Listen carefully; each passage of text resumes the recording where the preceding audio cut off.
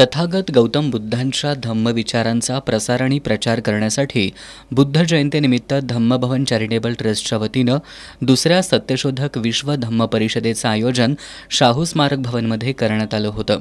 वर्णव्यवस्थेची उतरंड समतेच्या सरळ रेषेत ठेवून अनोख्या आणि वैचारिक पद्धतीनं दुसऱ्या सत्यशोधक विश्व धम्म परिषदेचं उद्घाटन करण्यात आलं.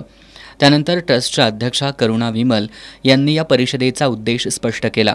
या परिषदेत पाटील यांच्या हस्ते भदंत एस संबोधी थेरो आणि SP दीक्षित यांना धम्म संगीती जीवन गौरव, कोल्हापूरचे विश्वासराव तरटे, लातूरचे प्राध्यापक देवदत्त सावंत, धुळ्याच्या चैताली पवार, वाशिमचे प्राध्यापक सदानंद सुर्वे आणि प्राध्यापक गुलाब साबळे यांना राष्ट्रीय धम्म संगीती पुरस्कार प्रदान करण्यात आले.